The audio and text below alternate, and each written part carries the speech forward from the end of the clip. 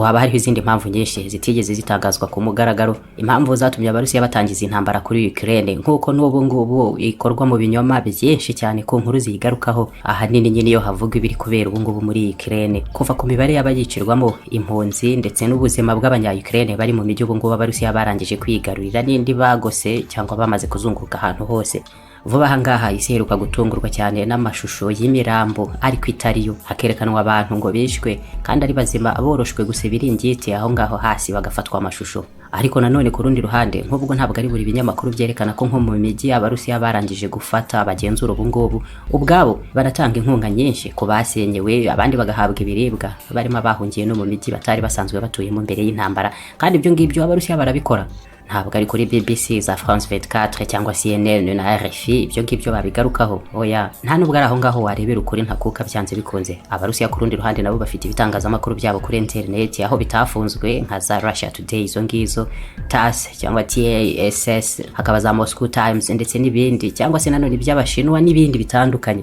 Ukirinda kurebera ibintu mu ruhande rumwe gusa rw'ibitangazamakuru, bitabaye ibyo ngibyo ngo bashe no kureba uburyo inkuru zandikwa kuri ibyo byose zivuguruzanya nazo, ntabwo ushobora na gato kumenya abavugisha ukuri abari bo. Hari byinshi cyane ariko nanone ntabwo ukwiye kubirebera ku nkuru imwe yanditswe igasubirwamo hose ku ruhande rw'ibitangazamakuru nabyo bibarizwa ku ruhande rumwe ngo uhite ufata umwanzuro. Hari ibinyoma byinshi cyane kuri iyi ntambara ibera muri Ukraine ubu ngubu, kugeza ahubwo no ku mpamvu zayo.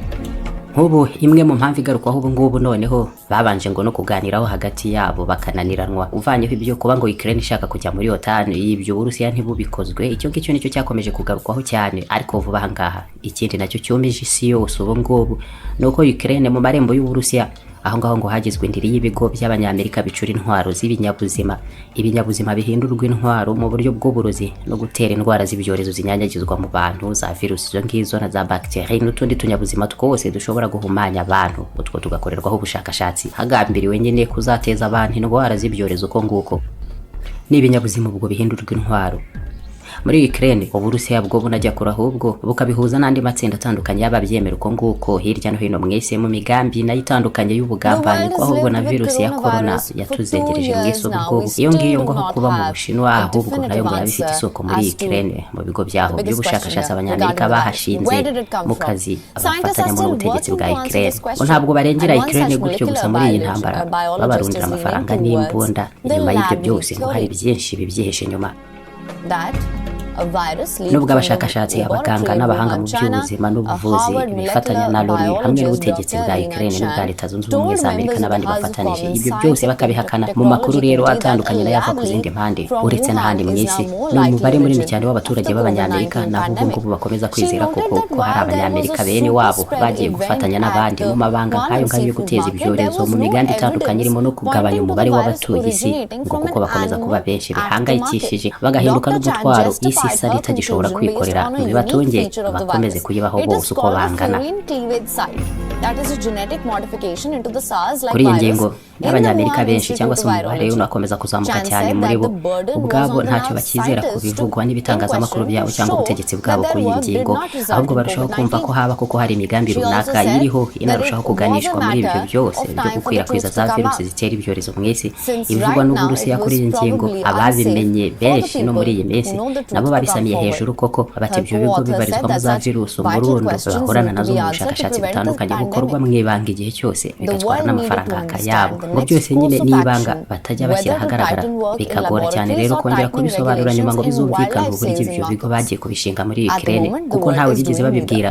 Uyu munsi amakuru agakomeza kwemeza ko kuko izo laboratoire bazifite nyine muri Ukraine mu mirimo itandukanye y'ubushakashatsi bifatanijemo, ibimenyetso nabyo birashakirwa hose, abandi bakerekana ko bigenda birushaho kwigaragaza ubwabyo muri iyi ntambara ubu ngo biri kurwanwa muri Ukraine. Uburusiya bwemeza ko bufite ibimenyetso byinshi bwiteguye no kugaragariza abatuye isi bose muri iyi ntambara burwana muri Ukraine amabanga kirimbuzi, ngo atagambiriye kugirira n'aba Barusiya bonyine ahubwo kugirira n'aba batuye isi yose. Kandi by'ibigo bikora ubushakashatsi ku tunyabuzima dutera indwara n'ibyorezo Abanyamerika bashinze ku bwinshi muri Ukraine, ibyo ngo ntabwo Abarusiya bashobora kubiyoberwa kandi bikorerwa mu gihugu nka Ukraine begeranye cyane bakavuga ururimi rumwe n'imico imwe. Ibyo ngibyo ahubwo habayeho kutabimenya n'Abanyamerika ubwabo n'Abanyaburayi bandi batabimenye kubimenya naho iby'amabanga muri Ukraine ibyo ngibyo ntabwo bishoboka ku Burusiya.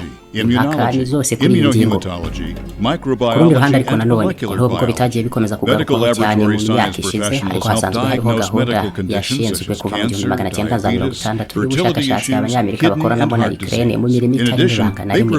Gahunda yiswe Biological Threat Reduction Program igambiriye gukumira no kugabanya ibyorezo byakomoka ku mpamvu karemano zisanzwe nk'uko zanahuzwa n'ibiza by'indwara zifatira rimwe benshi kandi zica cyangwa se zanaturuka noneho ku mpamvu zifitwemo uruhare n'abantu n'ibikorwa byabo byanajyana n'uko guhindura ibinyabuzima n'intwaro binyuze mu ndwara n'ibyorezo cyangwa se ubwo n'amarozi acurwa ku bushake agahinduka intwaro.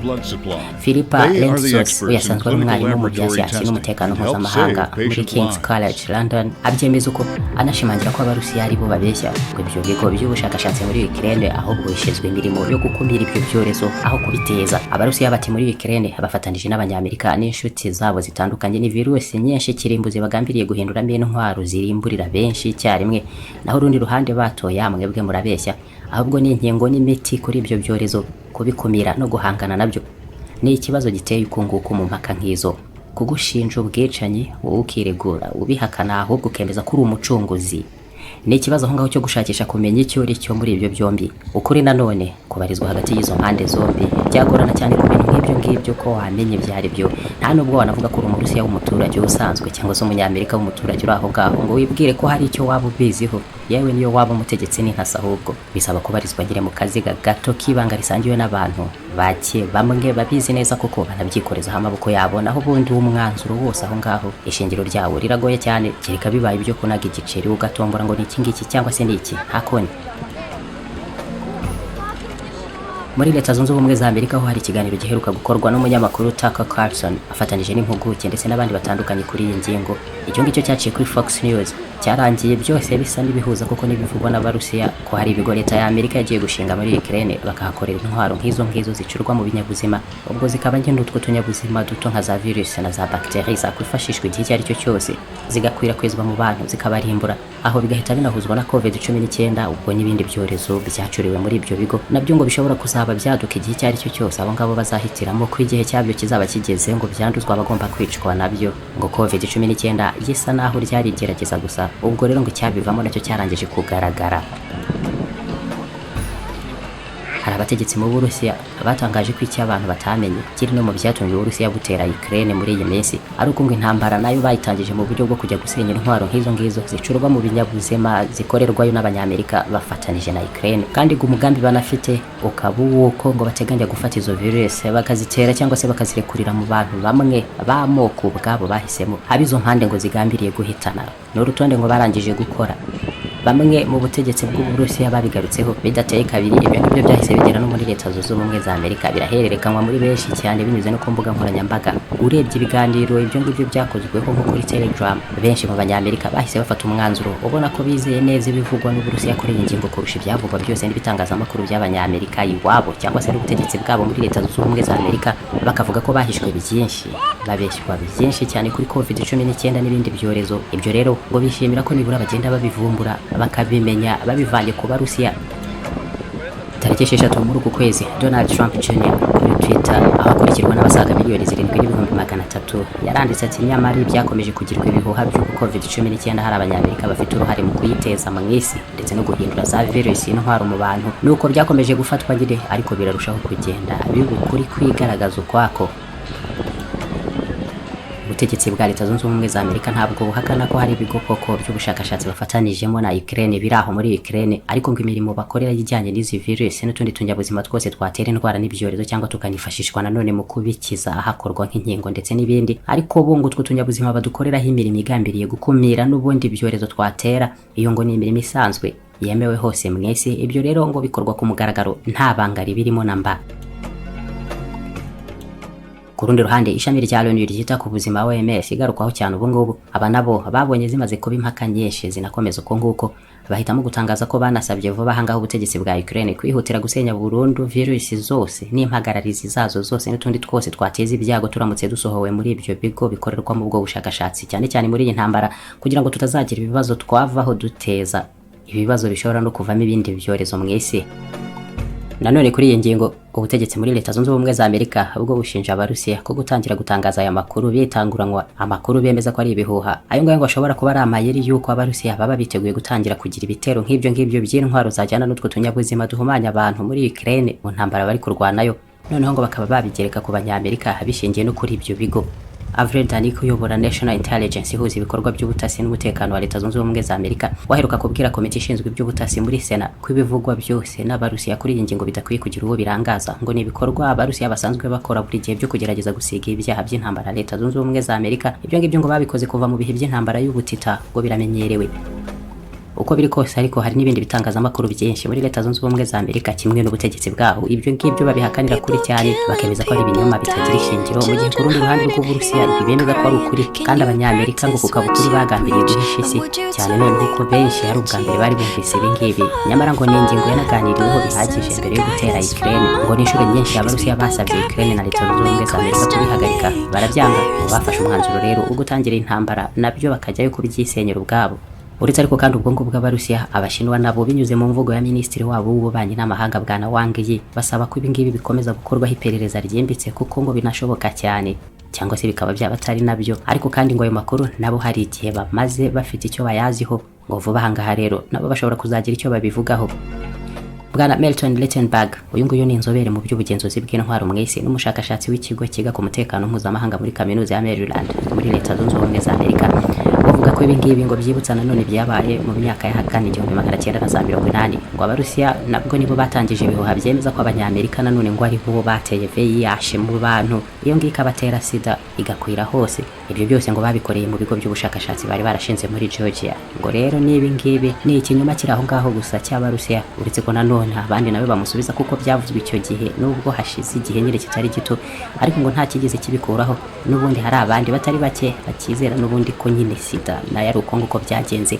Virusi yatewe mu bantu ku bushake bw'ababikoze bazi imiti bafite n'inkingo, ariko bakarika ikamara abo yarimbuye ngo bakagenda noneho nyuma bazana utuntu tw'utunini buhoro buhoro kamwe ku kandi kugeza igihe bazabona ko nta business ikibirimo bakazazana inkingo n'ubundi bari basanzwe bafite. Impaka kuri ibi byose ni nyinshi mu buryo abatagira aho babikurikiranira namba badashobora no guhita babyiyumvisha uko nguko. Ariko kandi ubwo none abanyamerika nanone bakemeza ko ibingibi Abarusiya babihimbye ari ibintu bigenewe gusa abaturage babo mu Burusiya imbere kugira ngo bashyigikire ku bwinshi intambara igihugu cyabo cyatangije muri Ukraine. Rero ngo kubera ikoranabuhanga n'ihererekanya amakuru bigezweho ubu ngubu nyuma biza kubacika bikwirakwira hose kugeza mu buryo bigarukwaho ubu ngubu bikanemerwa n'abatari bake mu banyamerika ubwabo n'abandi mu batuye isi. Nibyo bikavuga uko nguko, ariko umwanzuro n'ukuri byo bikabarizwa hehe nta wamenya. Abazi uko kuri niyo bakuvuga byaba amahitamo ya buri wese kubyakira ukwe no kwizera ibyo ashaka kwizera muri byo. N'ubundi babiri baburana ngo habamo buri gihe uwigiza nkana. iFix Technology Limited turacuruza kandi tukabakorera ibikoresho byose bya Apple mu gihe wahura n'ibibazo by'ibikoreshereze yabyo cyangwa se ukundi kwangirika. Mac computer, iPhone cyangwa iPad ni ibikoresho twe dufite mu bunararibonye bw'imyaka myinshi. Turabafatanyabikorwa kandi ba Positive PGH turahari ngo tubakemurire ibibazo byose mwagirana n'ibikorere ya computers z'iki kigo. Hanyuma kandi dutanga n'amahugurwa ku banyeshuri n'abandi mwese mwifuza kugira ubumenyi buhagije mu gukora ibikoresho bya Apple byaba byangiritse cyangwa se no kubisubiza imikorere ikwiye y'umwimerere wabyo. Tubarizwa muri Atene Building etage ya kabiri mu cyumba 050. Waduhamagara kandi kuri 0788442127 cyangwa nanone kuri 0788442063. iFix Technology Limited, we are Apple devices experts.